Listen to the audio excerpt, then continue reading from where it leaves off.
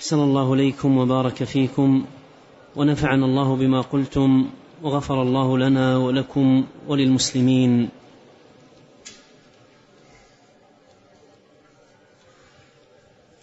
يقول هذا السائل: ما نصيحتكم لطلاب الجامعة الذين سيرجعون إلى بلدانهم؟ طالب الجامعة هو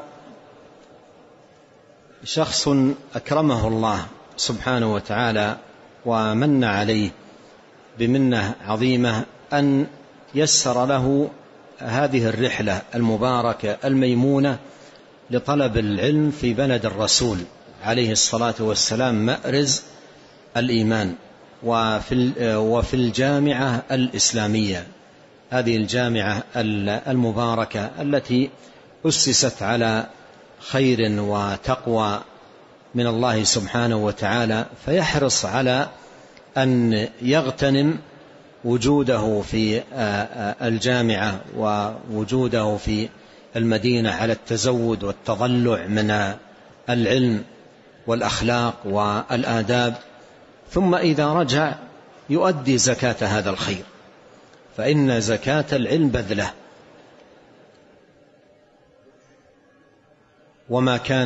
وما كان المؤمنون لينفروا كافة فلولا نفر من كل فرقة منهم طائفة ليتفقهوا في الدين ولينذروا قومهم إذا رجعوا إليهم.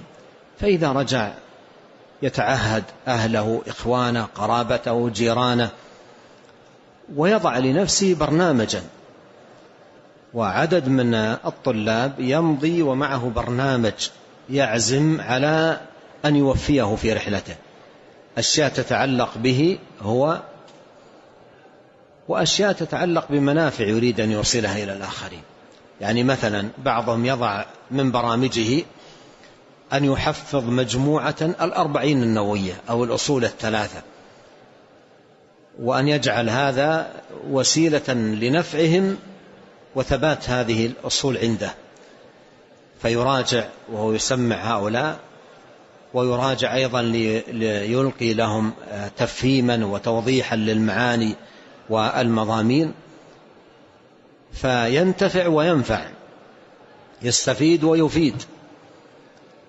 ويحرص أن يكون في ذهابه إلى بلده بخلق رفيع غير الذي كان عليه سابقا. إن كان على خلق سابقا فليكن أزيد في الخلق، وإن كان على قصور في الخلق فليرجع بخلق فاضل وأدب رفيع مع الوالدين ومع الأهل ومع الجيران، حتى يروا أثر العلم وأثر الجامعة وأثر المدينة عليه في خلقه وتعامله وأدبه.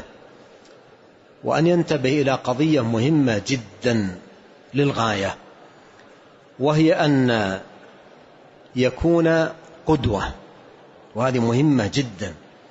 الآن عندما يرجع إليهم من المدينة وقد أمضى 2 أو 3 طالبا للعلم الشرعي في بلد الرسول عليه الصلاة والسلام، ثم إذا وصل وهم يتطلعون إلى أشياء يستفيدونها منه، ثم يفتقدونه في المسجد وخاصة صلاة الفجر،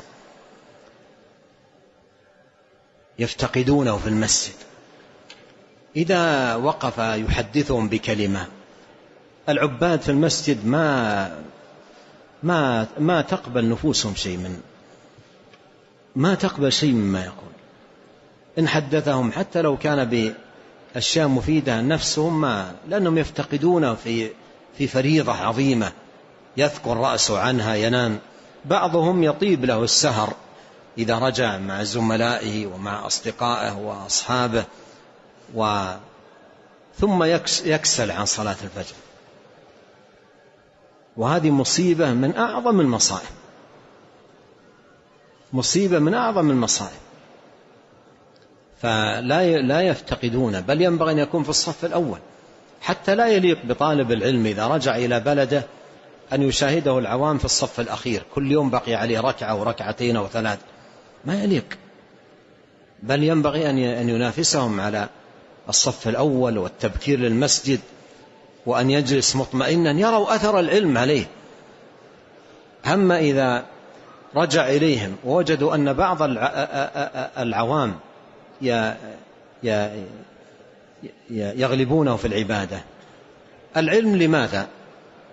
أليس العلم من أجل العبادة والتقرب؟ إذا كان تعلم وتعلم وتعلم ثم العوام في العبادة في الفريضة، فريضة الله سبحانه وتعالى أفضل منه، أين أثر العلم عليه؟ وهذا مضرته على الدعوة شديدة جدا، مضرته على الدعوة شديدة.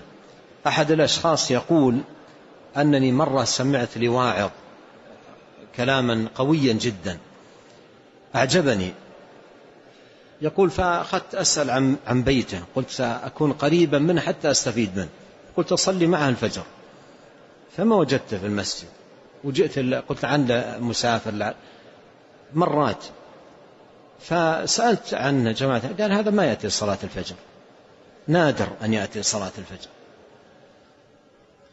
فرجع هذا وقد زهد فيما عنده. فالحاصل أن هذا جانب مهم جدا،